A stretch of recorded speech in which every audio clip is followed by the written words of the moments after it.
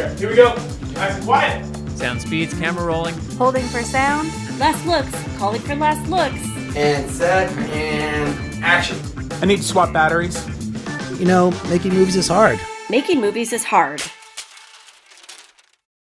Welcome to Making Movies is Hard, the podcast about the struggles of being an independent filmmaker. I am Liz Manischel. And I am Ulrich Brissell. This week we have the amazing Jessica Ellis. She talks with us about her first feature, What Lies West, and her work as a writer and a fancy influencer. Very fancy influencer. I don't regret it. Do I wish we had, the money to hire name actors in a lot of the roles? Yeah, that would have been nice. It would have helped us sell it.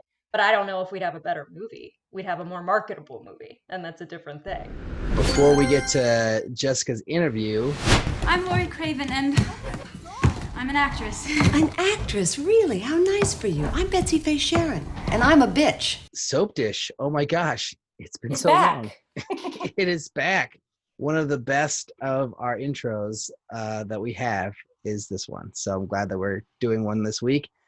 So we actually have a very special guest for our Soap Dish, Alec Trachtenberg, who wrote a book called Lights, Camera, Sales Techniques for Independent Filmmakers, which teaches filmmakers the importance of having a sales mindset. So here's Alec to talk about his book and some tips. Hey, it's Alec Trachtenberg here. I'm an independent film producer, author, and sales consultant. My company is CoStart Productions. I have over a decade of experience generating revenue for a variety of technology startup companies, and even have worked with major brands like Airbnb, Amazon, and Netflix. I've also produced films, which include the 2018 horror film The Cabin, which you can find on Amazon Prime, Tubi, and Google Play. And throughout the years, I've realized that there was a lot of crossover in what I was doing as a salesperson and as a filmmaker. With that being said, I decided to write a book filled with tips and techniques that have helped me throughout my sales career and relate them to the pursuit of filmmaking. I recently published Lights, Camera, Sell, Sales Techniques for Independent Filmmakers, which highlights the importance of adopting a sales mindset as a filmmaker. And then, although most filmmakers and creative types don't really focus on the business side, I argue that it's important to at least be aware of it and to adopt certain techniques to help sell yourself, your projects, and even your services. In Lights, Camera, Sell, I walk you through the 5 stages of the sales process and use case studies that relate to independent filmmaking. So the 5 stages of the sales process are prospecting, discovery, demonstrating value, closing the deal, and relationship success. So for example, in the prospecting stage, I use a case study to teach readers how to locate a screenplay on sites like Blacklist and Simply Scripts, and ultimately reach out to a screenwriter to option it. And in the discovery stage, I teach you how to hold a discovery meeting with a distributor and asking the right questions to ensure that they're the best partner for the film. And then in the demonstrate value stage, I teach you how to create pitch decks, business plans, and other sales collateral when speaking with financiers. And so on. So I do this for every stage. And today, I'd like to share a few major tips from the book that I think it's really important to walk away with.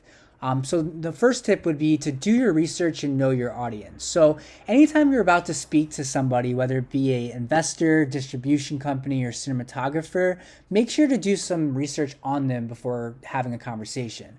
This could be anything from looking at their IMDb profile to looking them up on LinkedIn or Google.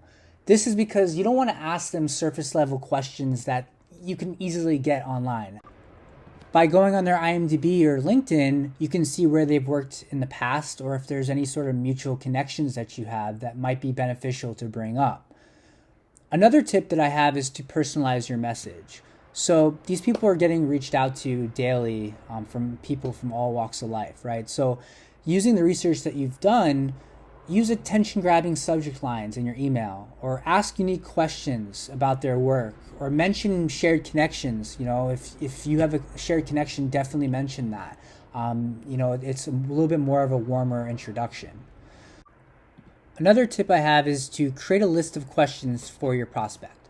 So using the research you've done on them, you can ask a little bit more thought-provoking questions than your just general where have you worked before? Since you can get this information online easily. If they've worked on a project in the past with a specific person, ask them what it was like working with that person. Also, what types of projects interest them. What are their goals? People love to talk about their goals, and then also find out what their pain points are too. What's something that they don't look forward to, or something that they want to get away from. Another tip is to master your elevator pitch. So as an independent filmmaker, people are always going to ask you, so what project are you working on? Or what have you done in the past? Or even what type of filmmaker are you? Are you a cinematographer? Are you an editor? So it's really important to be able to articulate what you do in an exciting way that will make sense for your prospect and almost get them interested to want to work with you. So for example, if you're a cinematographer who's worked on a variety of projects, name a few and talk about what your favorite project was and what you're working on at the moment. You also want to give an overview of what your film project is about, right? So if it's a romantic comedy that has a lot to do with themes of feminism in some way, talk about that and be excited and show the enthusiasm of what you're working on, because people gravitate towards enthusiasm and want to be part of something that is going to be positive. My last tip today is to build sales materials when demonstrating value at all times. So, this can be anything from business plans to pitch decks to demo reels and trailers. When you're talking to a financier, if you don't have a business plan, you're not going to look legit. You want to have a whole breakdown of, where that money's going, who's participating in the project, what you plan on having in terms of a budget, and all that. And then in terms of demo reels, if you're a director, cinematographer, or even an actor, you have to be able to show, what you've done in the past, whether it be a dramatic reel versus a comedic reel. People are going to be looking at that, when assessing to see if you were the right person for the job. Also, there's no reason not to have a website and social media presence, especially since that's such a crucial component in today's marketing strategies, right? So, if you're an actor or a filmmaker, you must have a website where you could have, links that show your work or show some sort of publicity about, what you're doing in the world. So this pandemic has impacted the entire world, including the filmmaking community. And, there's really no better time than now to learn how to promote yourself and adopt a business mindset. So if you think about it, there's millions of independent filmmakers out there that are, doing what you're doing, right? And how are you going to set yourself apart from everybody else? So I cover all that in my book, Lights, Camera, Sell. And you can buy it on Amazon, Apple Books, and Barnes & Noble. And it's available in both paperback and Kindle editions. And if you have any questions on how you can generate more opportunities and sell yourself, be sure to also follow me on Instagram at AlecTracht. That's AlecTracht. Thanks. My breath catches in my chest until I hear three little words. You got mail. We have mail. Oh boy, what do we got for this week, Liz? You found an iTunes review from the UK from back in the past, back in June 2020, when life was simpler than it is right now. Still not so simple. Life just gets more and more complicated every single day. That's true. So June feels like a pleasant holiday at this point. Right. So iBrasso on June 3rd, 2020, it said that the podcast is really great. So iBrasso says, just listen to this podcast for the first time, episode 68. What was episode 68, Ulrich? What is it? Go. I think it was 268, I'm pretty sure. And I don't remember. It was a really good one. And iBrasso said it was so great. Really informative and relaxed and enjoyable. Plus, I'm in edit on the first short film I've written and directed. So this podcast is exactly what I need. Thanks, guys. Thanks, iBrasso. Thank you, iBrasso. Much appreciated. And that would have been, if it is 268 and not actually 68, which would have been like from 5 years ago or 4 years ago, it was our episode with Robin Kincaid about getting on set and being a PA. So, yeah, I hope that we were appropriately relaxed from that point onwards. So yeah, if you want to be like iBrassos and send us a question, comment, suggestion, or an iTunes review, you can go to podcast@makingmoviesishard.com. And then you can leave the review on iTunes or Stitcher if you want to do the second half of what I said earlier. But guess what? We also have a Patreon page. So if you really love the show and you want to show us with your money how much you love the show, you can go over to www.patreon.com/MMIH podcast and give us $1 a month. You can give us $2 a month, $5, or $9, and you'll get a fancy pin that Liz will send you, and she'll send you an email and she'll send you pins. And it'll be wonderful. We've had a couple of people get pins recently, and it's been really fun. We have yet to get photos of people using their pins and wearing them, but maybe we'll get those soon. And lastly, jump over to our Instagram page. You can click the link to our bio in our bio. Yeah, click the link in our bio. That's what you should do. And you can go over to our new YouTube page and watch, this episode right now that's happening, but actually watch it, not just listen to it. And you can see us as we're doing things like this. And then Liz, do something. Yeah, see, Liz just did something. And you wouldn't even know what it is if you're not watching. So you should really go over to see what it is. What shirt am I wearing today? I don't know. I mean, I do know, but you don't know. But you'll find out if you listen or watch. Listen and watch. That's the first time I think I've ever seen you improvise, and it was so successful. Like, it was the most successful improvisation. Well, I mean, probably 150 episodes of the show are all improvised, barely looking at questions. Before we did video, I would just be on my computer, just talking, to my screen. But now that we do video, I have to look, interact, and I can't just zone out while doing the show. Not to say that I ever zoned out before, but maybe once or twice. Anyways, Liz, what do you have for us? You got some stuff, right? Yeah, I want to talk about our latest short film to celebrate and get shorty. So you make movies, huh? I produce feature motion pictures. I got an idea for a movie. So this week we have We're Having Sex by Michael Callahan. And Michael Callahan is a buddy of mine from film school. He was actually my boss when I worked in the student production office at USC. And a lovely, lovely human. And here he is to talk about his short film. The short format is a super undervalued medium, in my opinion. If I could wave a magic wand, I would give short films the popularity and adoration they truly deserve. Short films are freed up from so many of the storytelling constraints that are placed on feature-length films. You don't have to worry about 3-act structure if you don't want to. You don't have to have a B storyline. You don't have to wrap up your protagonist's journey or give the kind of satisfying ending one would expect when they invest 2 hours of their life into something.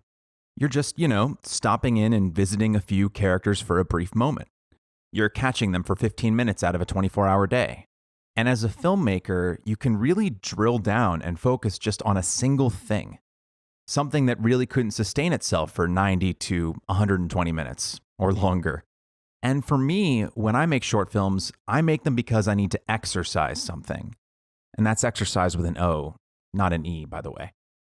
I have something on my mind and on my heart that's weighing on me, and I need to get it out and make it as a sort of therapeutic midwifing, if you will. And short films are really perfect for that. As a creative challenge, I wanted to see if I could figure out a way to make something that on paper is rather anti-dramatic, a couple sort of slowly falling out of love with one another, and make it dramatic. Most movie breakups are sort of what I would call traditionally cinematic, infidelity, a character tragically dying in a car crash, or from a disease, or something like that. And while, of course, these events, do tragically happen in real life, I would say that the vast, vast majority of relationships end in conventionally boring ways. And I'm putting boring in air quotes there. The thing is, though, is that they're not boring to the people that they happen to. When you go through a breakup with someone that you've loved for some time, even years, it's excruciating. It feels like your heart is being ripped apart by werewolves, But that's all internalized drama. There's a tragic opera playing out in your mind and your heart, but on paper, it's rather uneventful. Bob and Susie fell out of love. How do you dramatize that? And so that was the challenge that I gave myself. This is an easy one. I spent about $3,500 out of pocket on the film shoot, and the post funds were raised on Kickstarter. We lucked out and got featured on their homepage, and that got us over the finish line way faster than I think any of us anticipated. It was a real blessing. I don't know if this is controversial to say, but when it comes to short films, your end goal should be the work itself. I believe that should be the end goal of any creative work, really, but especially with a short format, because the financial side just isn't really there like it is for feature films. And the feature film market is brutal enough. The idea at the root of the film was like a burning ember in my chest that I had to excise in order to sort of move on with my life. I submitted it to some film festivals, but honestly, what gave it the most exposure and success were just two websites. Short of the Week, which is a phenomenal catalog of short films of all kinds, of every genre and format, and the front page of the videos subreddit on Reddit. And these two events sort of catapulted the film in terms of exposure. It got written up in a few places, and ultimately it ended up with about 2 million views. It really made me reevaluate the value of traditional film festivals, because if your ultimate purpose is to get eyeballs on your film, to share your story with as many people as possible, the internet is the place to be. I mean, you can only cram so many folks inside of a physical movie theater, but the World Wide Web is limitless. The personal messages I would receive from people who went through difficult relationships or painful breakups and who felt a deep connection to the film, those messages made everything worth it. If someone watches this and feels a moment of connection or catharsis, or they feel just a little less lonely, that's it. That's what it's all about. And also, I think every creative, if we're being honest with ourselves, has a bit of an ego. And so for a little while after the film started gaining traction from Short of the Week, I would Google the name of the film to see if anyone had written anything about it. And it popped up in some weird places. It was written about in Turkey, in India. That was a fun one. I translated the review, and it was a criticism of how cavalier Westerners were with their sexuality. But one night, I had just finished grocery shopping at a Trader Joe's, and I finished packing all the groceries in my trunk, and before I started the engine to drive home, my ego got the best of me. I thought, well, okay, let me just Google it again and see if anyone had said anything, and I noticed that someone had just posted a review on YouTube. It was this dude from Atlanta. I think he was 21 at the time, about 10 years younger than I was, and it was a really professional production, and he had put together this really thoughtful review of the film, and he nailed every beat of it. He nailed my intentions with the characters, with the plot. He understood the film in a deep way. A way that even some of my closest friends, who I had shown the film in the editing process, didn't really understand. But this guy really did.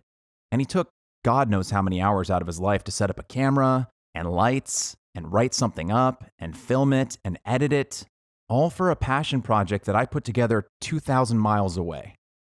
I literally wept in my car, in the parking lot of a Trader Joe's.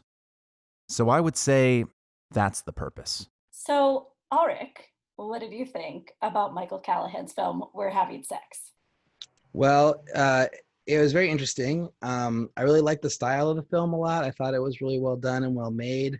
It wasn't what I was expecting, I think, because I think a lot of times with these short films, it's something that's more like really short and witty and like kind of to the point. And like with a title like We're Having Sex, I kind of thought it would be more like of a joke or a gag or something, but it was actually just like a heartfelt story, told over 13 minutes or so. And, it was really well done. I mean, I had some real emotion from watching the film, which was, not what you usually get out of watching a short film, no offense to previous short films, but it was just really, really good. I thought the female lead was hilarious and very charming. I liked that there was some jokes that were snuck in there that like it felt were like her just like kind of improvising, but maybe they were written, but whatever it was so well done. I didn't really like how the David character was portrayed a lot of the time because his experience and what the character's going through from the very beginning of the movie is so like against like how I am as a man. Like, I just don't think those situations would happen. Even if I were in a bad relationship, it's like, it would come out in different ways, not in the way that it comes out in this short, So, but I talked to my wife about this and, she was reminding me that I'm not every man. Like, I don't speak for all men, so this probably does resonate for some men and just doesn't resonate for me. So maybe that's okay. And then by the end, I was going to say that like, when you get to the end of the movie and the final thing happens, it makes everything else that happened in the earlier of the movie make more sense and kind of detract from that feeling of not really connecting with or understanding the David character and not thinking that he's a real person. Like when you see what he does at the very end of the show or the movie, I keep on calling it a show, the short, it just kind of fits really well. And it's like nice and perfect and like a good ending. I mean, it's a sad ending, but I think it's really good. Anyways, Liz, I rambled enough. What did you think of No, the I short? thought it was really good. Sorry, I was also distracted by my dog sneezing throughout your entire I just heard it. review. There's 3 sneezes that just okay. So what I really wanted to hear from Michael because he made this film over 7 years ago, and what I think is really interesting is like the kind of distance that can inform how you feel about a piece. So I'm glad that we're hearing from him so long after he's made it, and like as you know, he may talk about it has like 2 million views on Vimeo. Yeah. I also liked, you know, it felt personal. I actually really liked that David was like such an unflattering depiction of a man, and he seemed very selfish and very dark. And I don't know, when you're in that like indie romantic drama space, you don't really get to see. I don't get to see those kind of flaws. I don't think I've ever seen those kind of flaws in a character, and it felt real to me, but I don't know. Like I haven't known a man like that, but it felt like a real person. Um, and what else? It didn't. It fit as a short, but you felt like there was so much substance to it that it could definitely be a feature.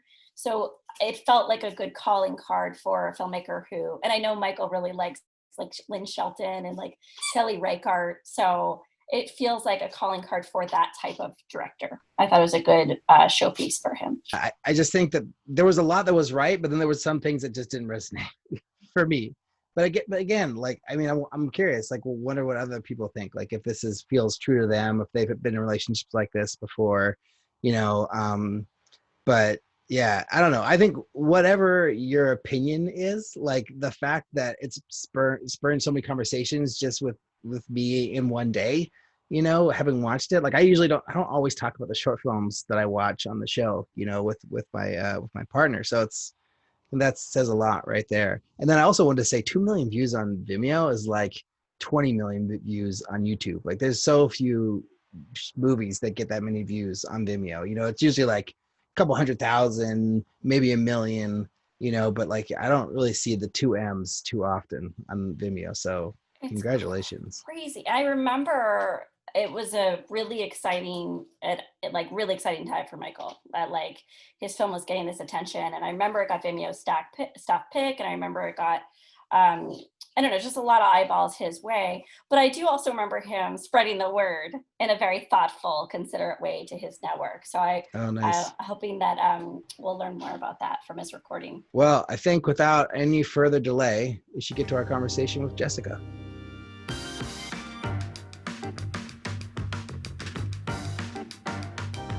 Hey, Jessica, you're here. Thank you for being here today. I am here. I'm very excited to be here. Let's chat briefly about What Lies West in a big picture way. So how many days did you shoot the film? Total, I think our shooting days were, let's call them 17 and a half. It was a 14-day principal photography and a 3-day pickup, plus a day where we kidnapped our lead actresses and made them walk around a lot of hills. That was just me and our DP. What was your budget? Our budget total is ending up being around 110,000. How long did you work on the film from script to release? I started on the script in, I want to say, either April or May of 2017. We shot the first half in August of 2017. We had a very long break for some absurd reasons.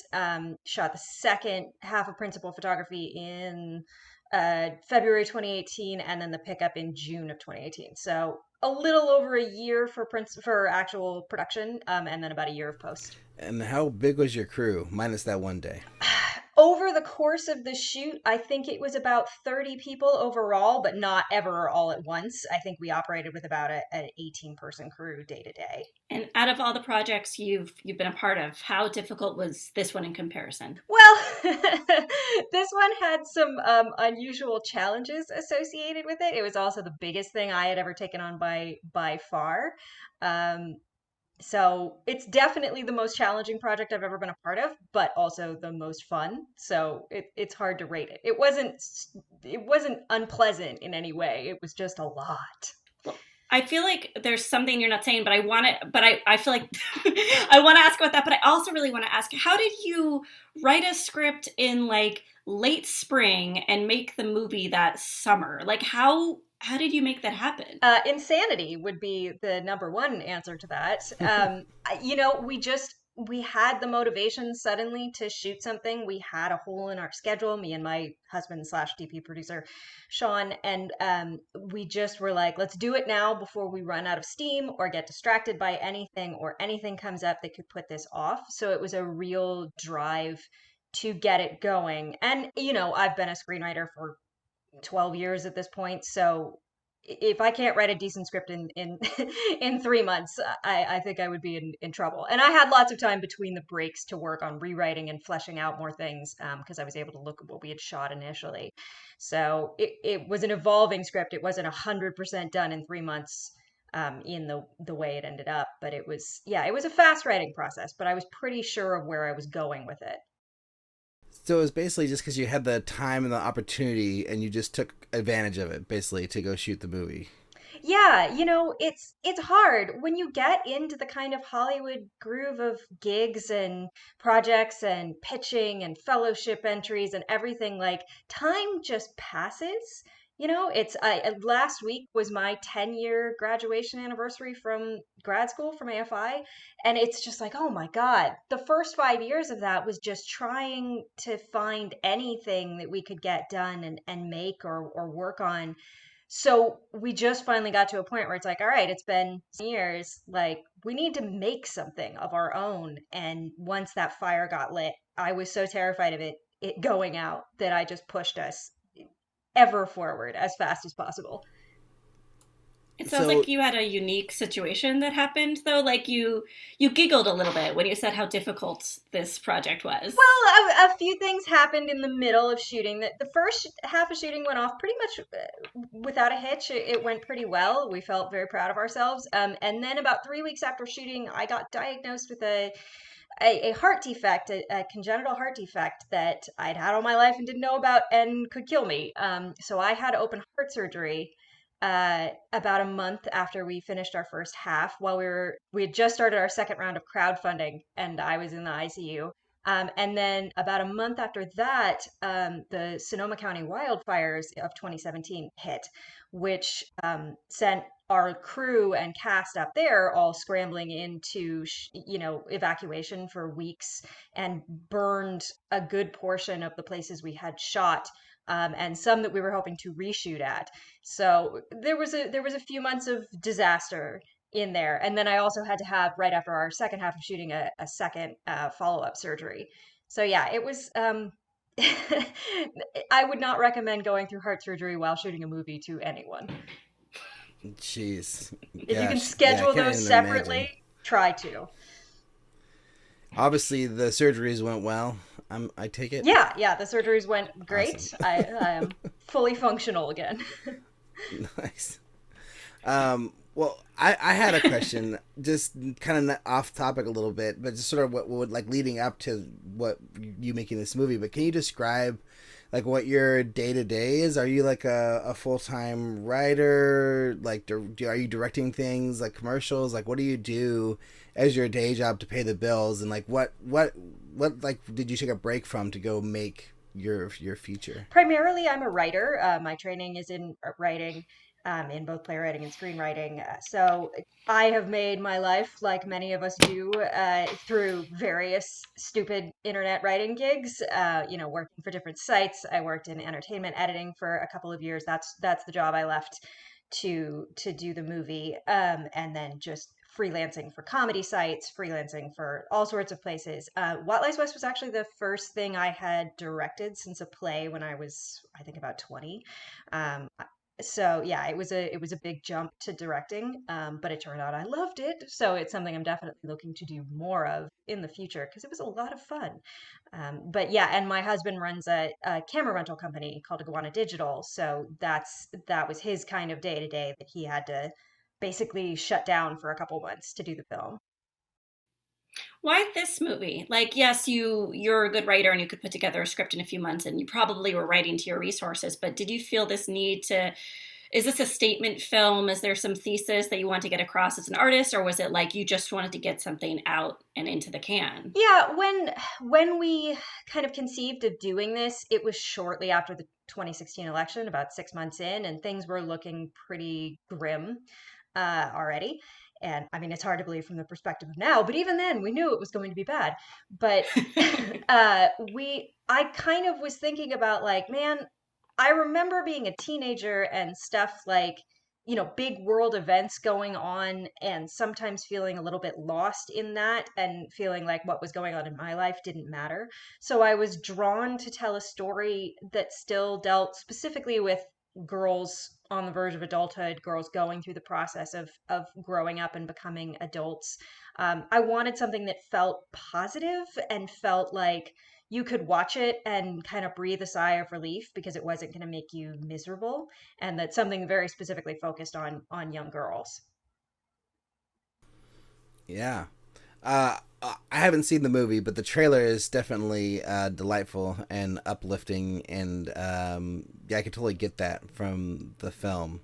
Um, but I wanted to ask, like, what was some of the biggest challenges you faced as, like, I mean, not really a first time director, but like kind of a first time director from doing it in a long time, but definitely a first feature director. Like, what were some of the hurdles of, managing a crew and bringing this movie to life, especially so quickly? Primarily, not having any idea what I was doing was a big one.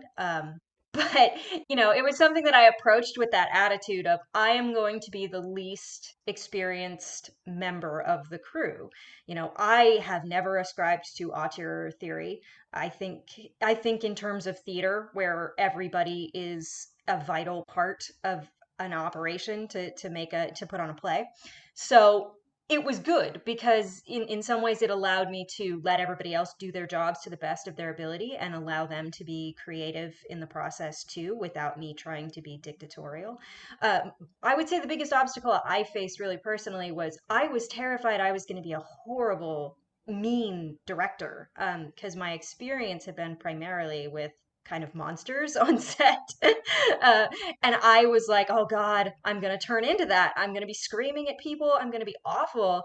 Um, and so it was kind of a shock to get to set and be like, no, there's no reason to be like that. That doesn't have to be what my vibe is. Like, I was so excited to get to be there, and so moved by the fact that anybody would give up time to come shoot a thing with me. Like, I was so honored to be a part of it that it ended up really being a blast. And I think our set was generally a really relaxed and fun place.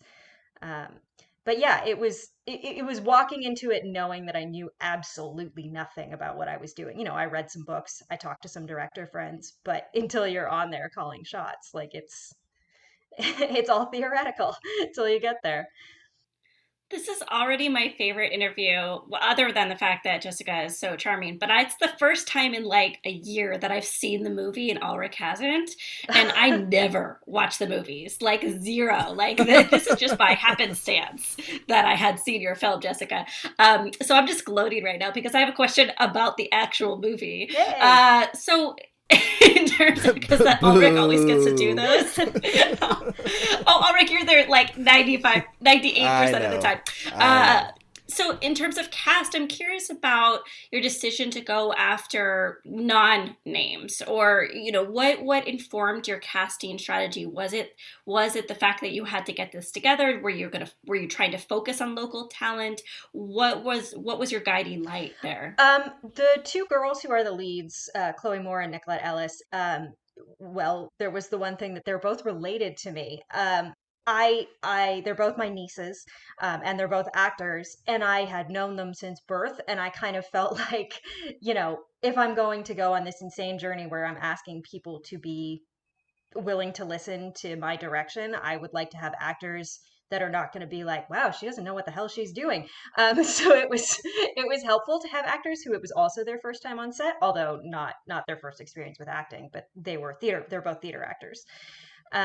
So there was that. They're very interesting and unusual girls, both in just how they look and their presence. having watched them together because they're cousins, I knew that they had a really unusual dynamic that I thought would play on screen very, very well. And then for the rest of the cast, we had initially intended to go SAG, and then we ran into some trouble with our SAG rep because they did not want to give us a Taft-Hartley for the girls, and they were trying to charge us like $5,000 to even get started, and they wanted us to reshoot the first half of the film after they gave us a Taft-Hartley. Like it was a lot of really strange conditions, and so we were like, well, we don't have the money to put into this. So instead, we went to a casting director who works with both SAG and non-SAG, and did auditions with them for the rest of the roles, and it worked out great. Like there are plenty of professional, amazing actors that are just under the radar of SAG, or for one reason or another don't work enough to be involved in the union, and it was those people are really happy to come to work. They're really happy to be on set, and like we had a very firm no assholes policy, so that was also great. I spent a lot of time in casting just talking to the actors and feeling like, okay, I feel like this is somebody that fits in with what we're doing as well as their performance. So yeah, it was kind of a decision that started with the girls and then organically grew into what the rest of the cast was. And like the no assholes policy, I wanted to ask about that. Did you ever have to deal with that, or were you guys lucky and all your crew and cast and everybody just turned out to be great when you guys got to set? We were lucky, or I don't want to say we were lucky. We were careful in our selection, and we were looking for specific people. A lot of our crew came from people my husband has worked with over the years, or that we were at AFI with.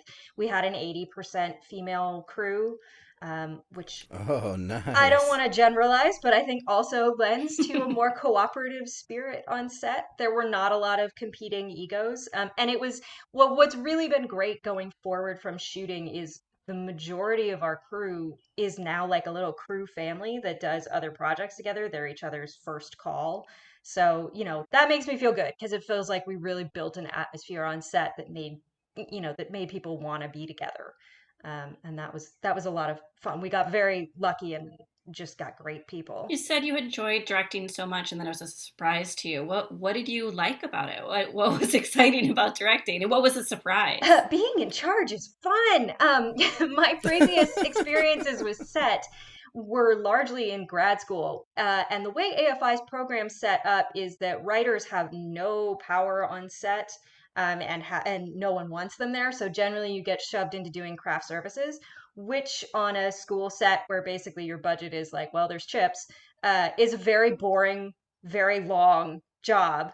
And I was observing a lot of directors on their first time in their early 20s when they were kind of horrible. So I thought set was a miserable experience. And it turned out that when your attitude is not like that, it is not a miserable experience at all. I don't know. I just really loved being able to let people do their thing and marvel at the gifts of my crew, and I would say something like, I know this is insane, but is it possible that we could rig a thing to do a thing? And they'd just be like, yep, give us 40 minutes. Like, and it was astounding getting to watch so many talented people work. And I was just really happy to be there.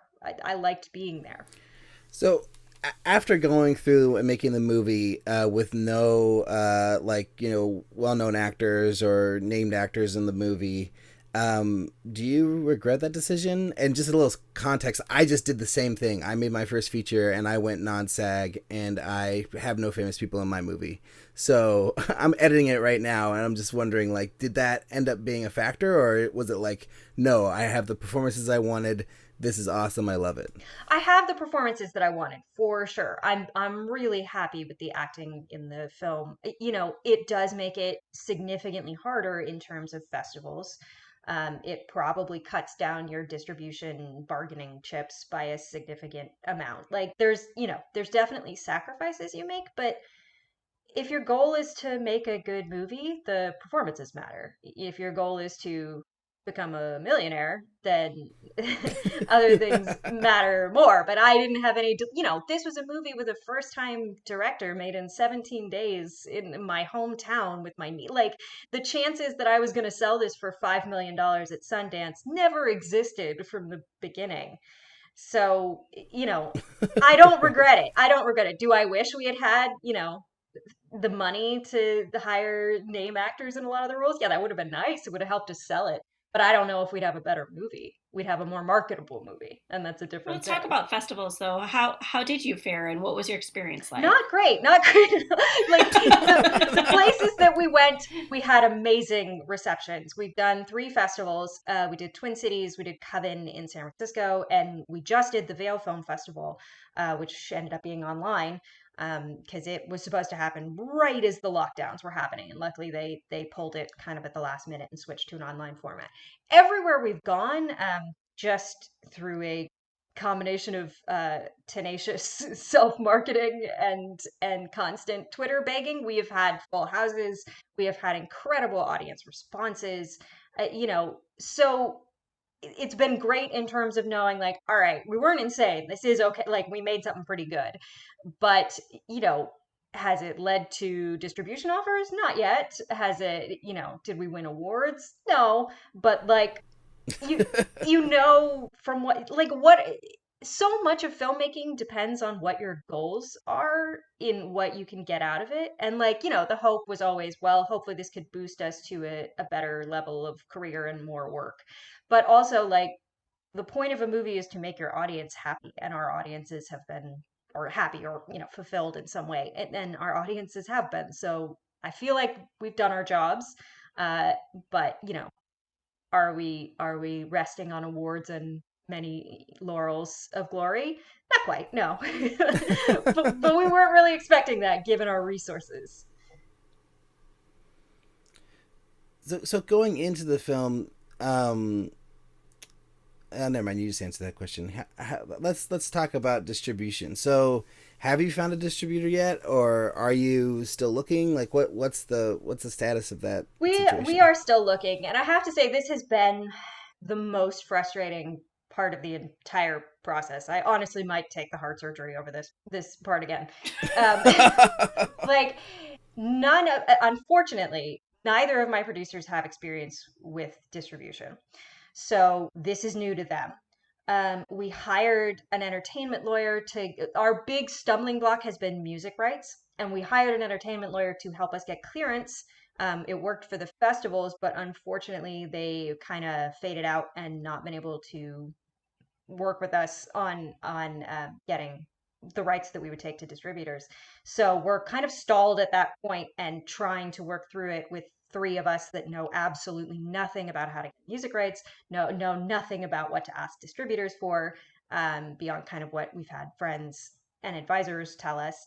So that's hard. This is an area of filmmaking where we're blind, and we're working through it, and we will get there, but we're not there yet.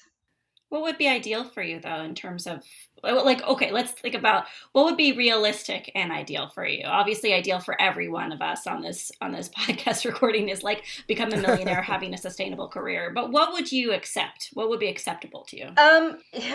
Well, this may have changed. I mean, we would love to be on streaming platforms. We would love to be out there in a place where people can access the film and see it easily without, having to beg us for a Vimeo link or go to one of 3 festivals.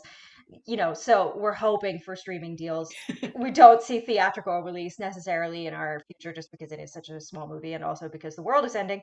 But we're hoping also sort of that the need for content as the industry is kind of shut down will put us in a better negotiating place, because people will need new movies, and this one's in the can.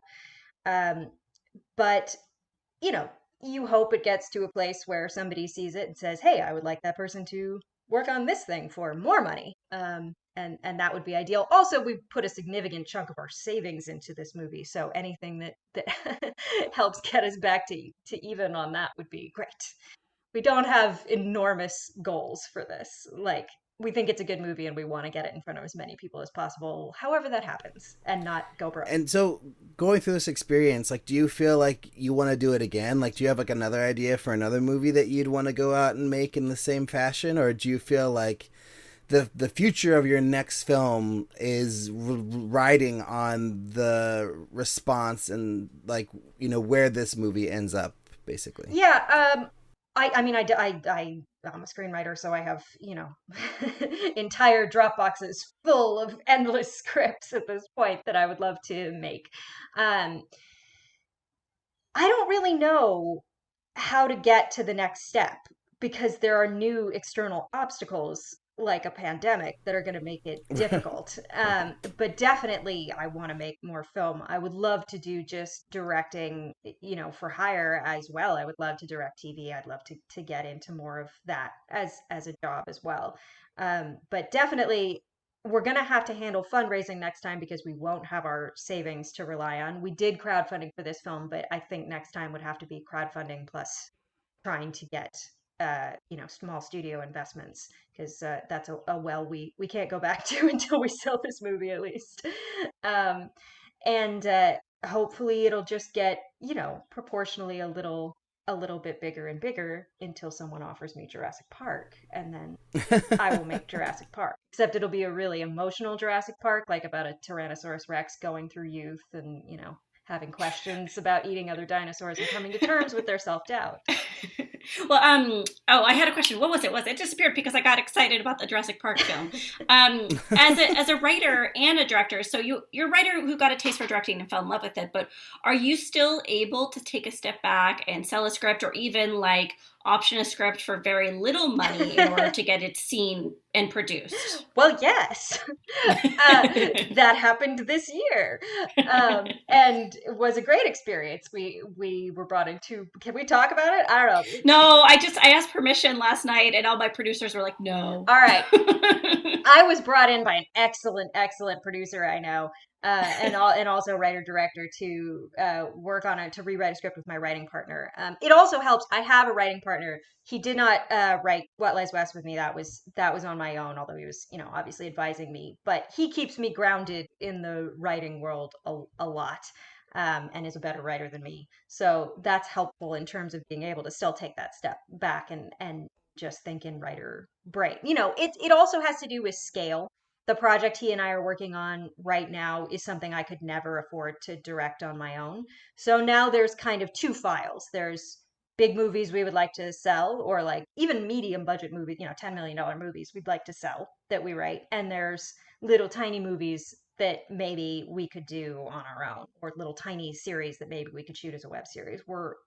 The entry of being able to direct like that skill has now given us two different directions we can go with our work, which is kind of fun. So it sounds like you would do it again, even if you had to bootstrap it and scrape it all together. Like it's not like, oh, I did that once and now I have to wait for the bigger opportunity. It's like, no, you would go back out there and hustle it again. You just have to figure out a different way to hustle it. Yeah, absolutely. If anybody wants to give me $100,000, like I will be on set as soon as it is safe to do so and not die.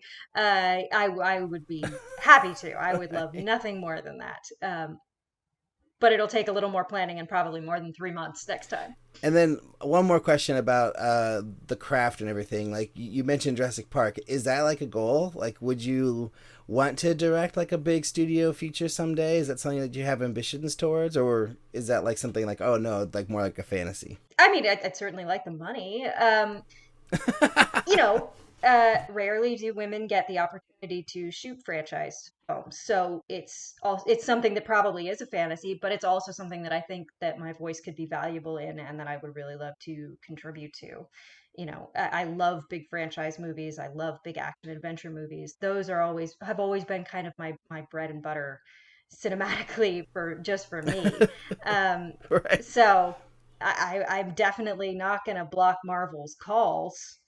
I just don't think they'd ever want me. I mean, realistically speaking, they're not interested in female perspectives in their movies generally. I want to talk about, and I agree with you, but I want to talk about audience building because, you talked about distribution and you talked about feeling a little bit paralyzed legally with your film right now, not being able to get out into the world, but you've built up a very sizable, impressive audience for yourself as an artist, especially in social media. Can you talk about how that happened and how you feed that audience on a regular basis? God, I wish I could talk about that with some authority, like it's been a plan. Uh, Really, what happened was about 7 years ago, I got a Twitter account and just talk on. I mean, there has been no strategy in building it. It just got large. I mean, the only thing I did early on was follow everybody that I could find that was talking about screenwriting and movies and film, and primarily writers. Writers are very big on Twitter. I think it's a great medium for us because it should be. It's language based. And yeah, the thing with social media is it's playing the lottery. I have gone viral for the stupidest damn things, just the dumbest. I am going viral right now today for tweeting something that said "fuck 'em up, Shakespeare" about the Trump rally yesterday. Like you like, or initially what jumped me from like I'm a person with 800 followers to I have 5,000 followers was I yelled at Michael Moore on during the election in 2016, and that suddenly exploded my audience, and that seems to have happened with regularity. I mean, really, the only insight I can give is just be good at being succinct and funny, and you'll gain an audience over time. But it's interesting because I think my social media following is, I don't know, somewhere around 45,000 at this point. Um, and that translates to about, maybe if you're lucky, 1% engagement on any kind of fundraising or like active thing where anyone has to be active. Even getting people to watch like a trailer, even getting people to share a link, like it's about 1% of your audience. Our crowdfunding, I had much fewer followers at the time, but our crowdfunding, we raised about $30,000, I think, via Seed and Spark, and that was from literally maybe 3% of my Twitter audience. So it's a very low engagement rate because people don't want to do things. People want to consume things, but they don't want to click things. They don't want to do anything. So it's a very volatile audience and very difficult to actually get meaningful engagement. It's good dopamine though. It's Yeah. definitely good for your ego. So you're saying when you tweet about Dirty Dancing, you can get 53,000 likes, basically. But when you tweet about your movie and how you need support, then it's not really the same kind of thing, right? Yeah, I mean, especially back when we were fundraising for the movie, what I was lucky in was that the audience I had built was primarily film based. And a lot of independent filmmakers and a few bigger writers who were very, very generous to me and very kind, and donated large amounts, gave us kind of the bona fide of saying like, hey, this project looks great, and putting it out to their audience. So you do more in targeting who you follow and who you attract as followers than you do in any kind of bells and whistles you put on your posts. Sorry, that's really interesting. I think I always am so, it's all about the content for me. I'm like, oh, I'm going to write something and someone's going to find it randomly. And then I'm going to, do what Jessica Ellis did. But it sounds like you've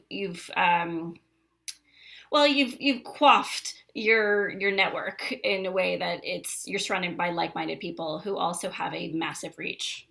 Yeah, I mean, what you do on social media is chase the people with bigger audiences or different audiences than you, because if you can attract their audience's interest, if you can get one person with a totally different segment of society that follows them to retweet, you have marketed to, another 50,000 people that you never had access to begin with, except through this one person.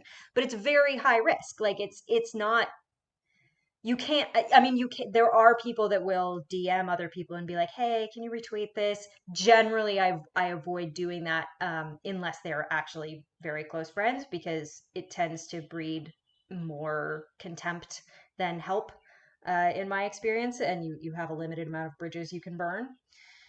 But yeah, it's tricky. It's not a reliable form that you can put a strategy to, I think, and market success. No, you're going to market successfully. It's something that if it works, it's great, but it doesn't always work. So when people, I mean, I feel like I had a whole 3 years of my life where I was telling filmmakers, use social media, build your audience, do email lists. Like, has there been anything that has encouraged substantive support for you as an artist that has come from whether it's emails or social media or in-person events? Have you found any sort of successful audience building for your filmmaking? I mean, definitely Twitter would be the most successful platform, but I'm just saying it's not 100% reliable because I mean, after doing this, being on Twitter for 6 or 7 years and being relatively successful at it, like I have no idea why. I cannot tell you when something is going to go viral and when something is going to get 2 likes. It's maybe there are smarter people with more analytical brains that can figure out how to strategize to get famous via social media, but like that seems to be the most reliable platform for my voice, but I don't trust it. and otherwise not really. I mean, I will say that the most valuable thing about being on social media in general and being around film people is you make contacts and you make friends, and it's a hell of a lot easier than going to cocktail parties for most writers, I would think, who aren't always great in person. And you get access to people you would never have access to ordinarily. So I think it's valuable in network building, but that doesn't always translate to substantive support. Do you think it's important for filmmakers to be on social media, or do you think it's like, oh no, it works for who it works for, but not everyone has to do it? I think it's important. I always advise younger filmmakers to get on Twitter and get into the film people because it can be useful in a variety of ways. I mean, there is stuff like crowdfunding and stuff you can do through it, but it is also just useful, and there's tons of great writers and directors and other film professionals out there that do advice threads, that do times when you can ask questions. It can be really valuable for your having gone through a formal film education. It can be, I would say, as valuable as what you can learn, at USC or AFI or any of the grad schools. You can get a whole education if you're smart about who you interact with. So, and you make friends. And, the trick to surviving in Hollywood is anchoring yourself here with enough connections to keep you in the loop of getting jobs and getting work and finding people to work with. And it's a great tool to help anchor yourself. And you're also podcasting now, Jessica. So tell us a little bit about that and what inspired you to get into that form of communication and audience building. Very much in a similar way. It was like a Sunday night where it was like, maybe I should start a podcast. And then Tuesday morning I had a first episode. So I have very short bursts of energy. I'm kind of like a sloth or something. Like I need long resting periods, and then I jump for a grape. But yeah, I started a podcast right as the quarantine started called Distance Socials. It's just interviewing people kind of across the US. Initially, it was just about, what is your situation? What's it like there when we were very early in this and nobody knew what the hell was going on. It was just a way to connect with people and be like, so hey, how are things going in Alaska? How are things going in Tennessee? What's going on with your life? How are you feeling about this?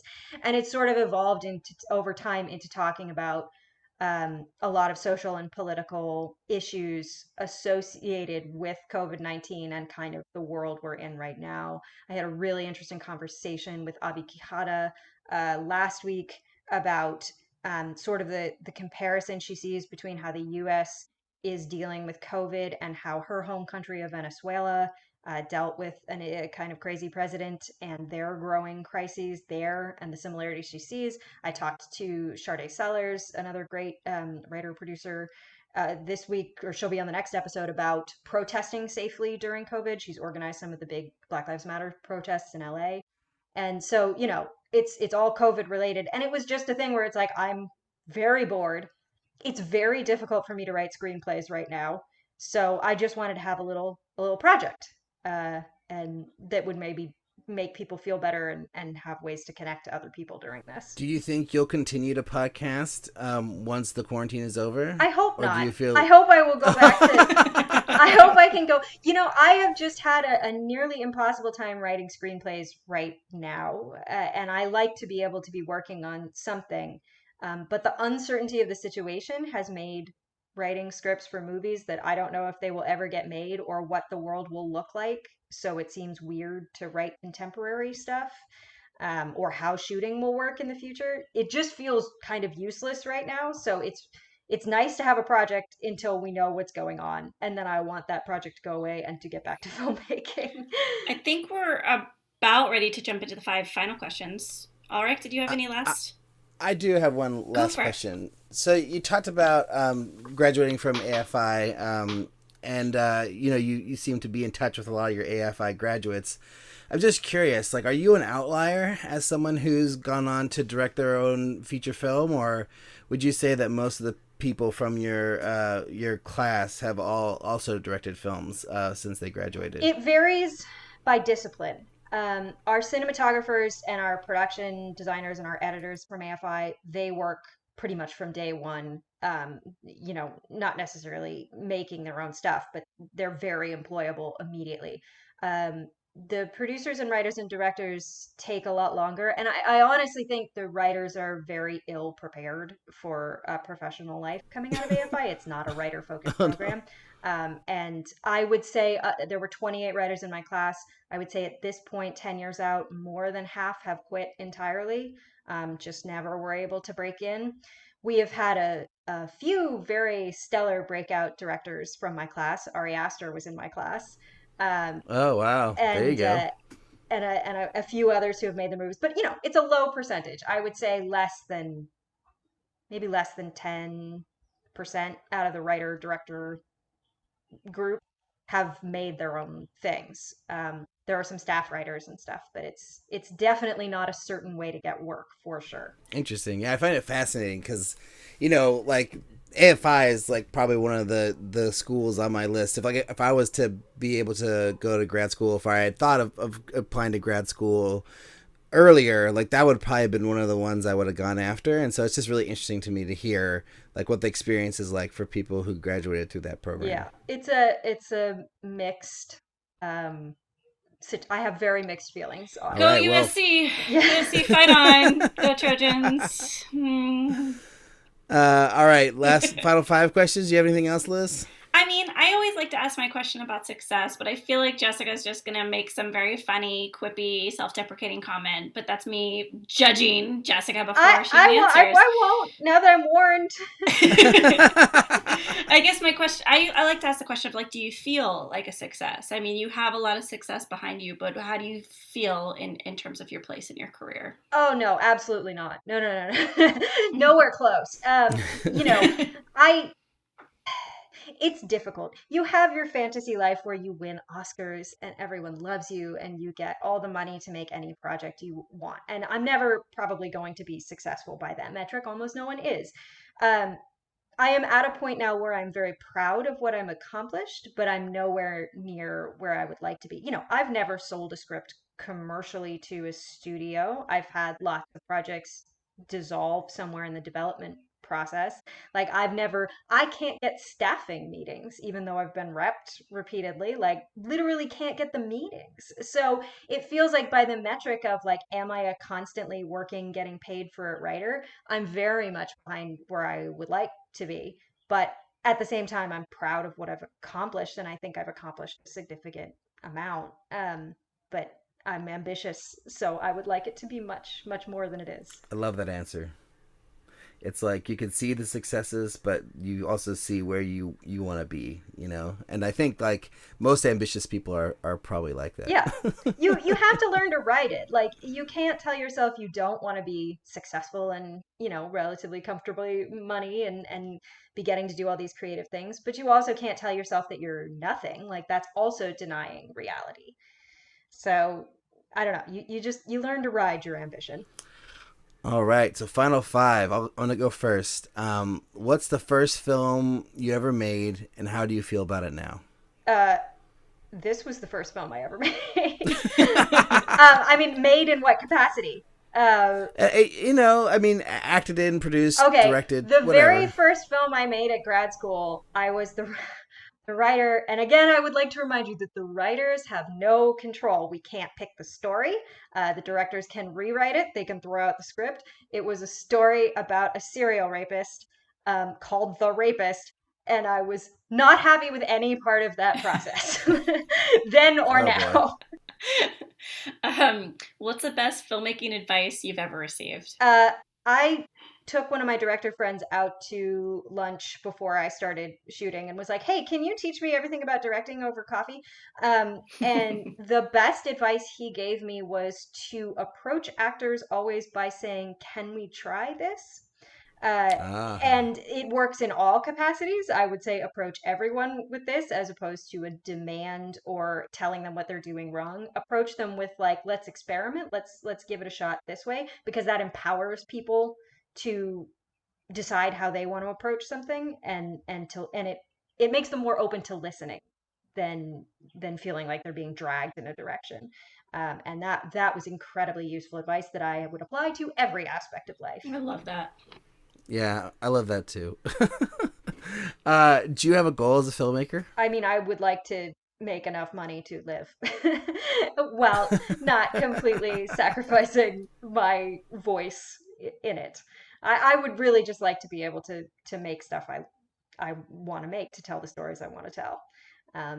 And that involves a lot of privilege and a lot of luck. If you could go back in time, what's the one piece of advice you would give yourself? That you're not going to be a monster on set. I really wish I had known that a lot earlier, because maybe I wouldn't have waited 7 years to try it. But I was so, and I think a lot of women hear this, that they're bossy, that they're, difficult, that they're rude. And several years of therapy have taught me that I don't think I'm really any of those things. And that I have control over how I want to present myself. And, that would have been useful 10 years ago. After talking to you for like 45 minutes, I can't imagine you being a monster on set. It just doesn't seem possible. Many people seem to have been able to imagine that for me, but it was not true. That's funny. Last question. Is making movies hard? I mean, yes. Making movies is hard. It's less hard, I think, for a director than for anybody. You don't have to put your vulnerable face on the screen, and you don't have to lug 100-pound equipment all day or work, 14-hour days hauling things in 90-degree heat. I think it is hard, and I think we focus on the wrong people in it too often. Hear, hear. Yes, hear, hear. So Jessica, where should people go if they want to learn more about you or watch your movie or any of those things? Well, they can join my many throngs of followers on Twitter. join my cult on Twitter at Baddest Mamma Jamma. They can also listen to my podcast at Distant Socials, and they can follow the movie at What Lies West, but usually it's just easier to follow me because I'm bad at maintaining multiple accounts at once, and I run them all. Awesome. Yeah, I don't even think I was following you at the time, but your Dirty Dancing tweet made it onto my, my phone, and I laughed. It was very funny. Well, good. Thank you. That's my only goal. Yeah, that's good. Your Anne of Green Gables thread was sent to me by a girl from my high school. It's the weirdest thing in the world to me that I hadn't talked to for like 10 years. Somebody sent me the other day, a comedy website had stolen a tweet of mine without a link back or without asking me, and posted it under their banner as if they owned it. And that is the only time I've gone really ballistic about internet property rights on Twitter, because that bothered me, because they would not hire me. I tried to get a job there, but they will steal my stuff. Oh, they regret it now. They better. I gave them a yelling. I gave them a Twitter yelling. Twitter yelling. So thank you everybody for listening, and thanks so much to Jessica for coming on the show. I hope that she gets to tweet about us every day, and then one of those tweets goes viral, and then everyone is listening to this episode. Don't think that's how Twitter works, as we learn in talking to her, but exciting nonetheless. You can check out our website, makingmovieshard.com. Gosh, I should just say that again. You can check out our website, makingmovieshard.com, where you can find links to things we talked about in this episode, including where to find Jessica. If you want to get in contact with us, you can send an email to podcast@makingmovieshard.com, or find us on Twitter, Facebook, and Instagram at MMIH Podcast. I am ORFB on Twitter and Instagram, and on Facebook. Liz, where are you? I'm Liz Manischel on Twitter and Liz Manischel Film on Instagram. And then please, if you like the show, tell a friend. Let's spread the word out. You can leave a review on iTunes or Stitcher. or you can follow us on YouTube. You could join our Patreon. There's so many ways that you can support the show. So do any of those things. And yeah, talk to you guys next week.